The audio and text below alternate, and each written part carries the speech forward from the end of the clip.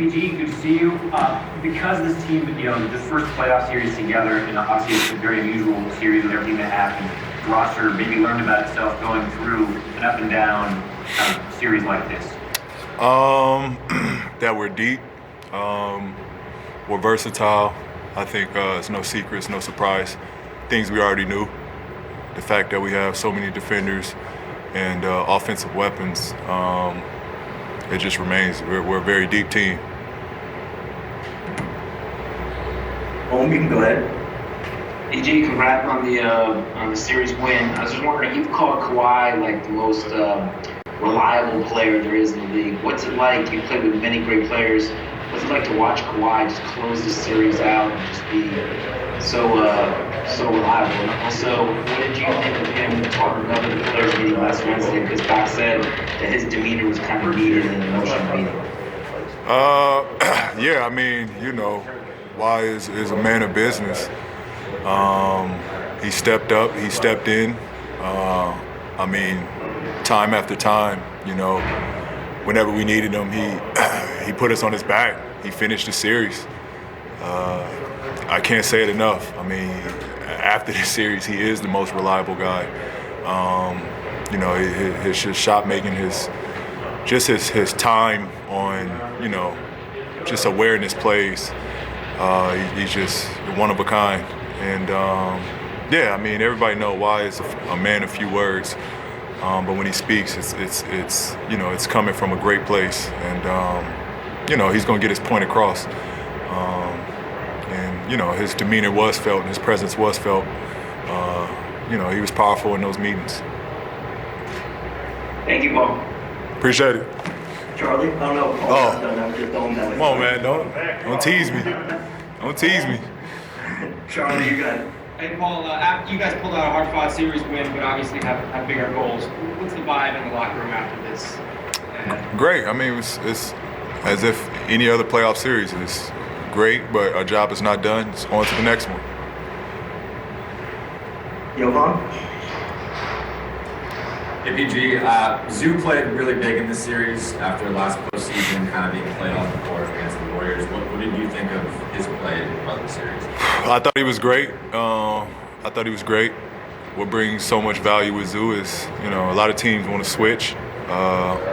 He get low guys on him. He's got to dominate them, eliminate the switch, and he's just got to have his presence out there. He's got to make his presence felt, and just punish little guards and guys that want to switch on him. Miriam, you go ahead. Congrats, man. Thank you. Question for you about Reggie and kind of got going in the fourth quarter there. It was big for you guys. What's it say about just his inherent confidence to have moments like that? And what's it feel like for you to see your buddy kind of have an impact like that? Yeah, it's great. Reg stepped up. Those buckets were big, meaningful baskets. In a time where we needed him. He gave us that separation because they were coming down and they were scoring as well. So those threes that he made and the confidence that he shot those with was huge. Again, he gave us that separation we needed. Farbot? Hey, PG, Doc had mentioned this series was good for you guys in terms of getting a little bit of adversity and growing through it. How do you feel in terms of when this series started to now? I feel good. This was a hard-fought battle. We knew it was going to be. It's great to get some more days away from the game, get our minds back right, get our bodies back right, and prepare for what's ahead, and just get ready for that. Tomer? Hey, Paul, congrats on the win. Just curious, I asked Kawhi this, how do you've been to multiple conference finals, Kawhi's been to finals, how do you go about celebrating? Do you actually celebrate with the teammates after this, or do you just lock in and go to the next round and focus on the next team right away? On previous teams, we would celebrate, and it didn't have to be nothing major. Just a dinner was all we needed to kind of just decompress, be together, laugh together, and just, be as one. I think that's was the most important thing in my previous teams. So I'm sure we'll do that. We started this series off with a dinner. You know, we got to make an emphasis to continue to stay together as these series goes on. Cameron? Hey, Paul, congratulations on the series win. I'd like to ask you about the development of Landry Shamet and how he's kind of progressed from the beginning of the series in replacement of Patrick Beverly, how he's progressed and had a pretty big game. Will you talk about that in your confidence in him? Yeah, I think that's exactly what it is. Landry's confidence. It's not that he's doing anything different. I think he's found his confidence. He's being aggressive, and you know, he's making plays. We're making plays for him. He's finding his way. He's figured out his game, and you know, we're trying to help as much as possible with just the things that we've learned down the road, and just passing it along to Sham. But I think the biggest thing that we've seen in him is he's out there and he's looking to play the game. He's looking to score. He's looking to make plays.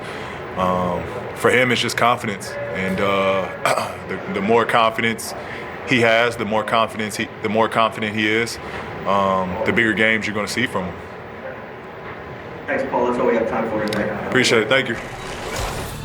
Paul George back in the conference semifinals after a long layoff. Respect between Doc and the Don. Plenty of that and plenty more ahead in his career. Clippers, meanwhile, continue on, and we'll continue with our post-game coverage of their Game 6 closeout win after this. He's a great young player that is getting better each year. I mean, he's Rookie of the Year last year, and this year he's up for Most Improved. I mean, you know, I'd like to know if that's ever happened before. And so I expect that, you know, he'll come back next year even better, you know, with something new in his game, the same way that Bird and Magic and Jordan and all those great players did every summer. You know, the summer's a little different. You know, now it's going to be a fall, and you know, whenever we reconvene as a league again. But you know, he has an irrepressible enthusiasm for the game, for his teammates, and for winning. And you know, today, I mean, it was hard getting him out of the game. Second half, we didn't do it until the very end. And so, I don't know. We're so fortunate to have him, and you know, now we've got to get our roster completely healthy and keep working to get the right players around him. Okay, Matt Bingle. Rick, do you feel like you guys had a great season? I know it didn't end the way you want, but considering you haven't been in the playoffs since 15, you have two great players. Do you feel like you had a great year nonetheless? I feel like we had a very productive year, and a lot was accomplished. You know, it's hard to put your hands around everything at this particular moment. You know, getting back to the playoffs is very significant. You know, being 11 games over 500 in the regular season is significant.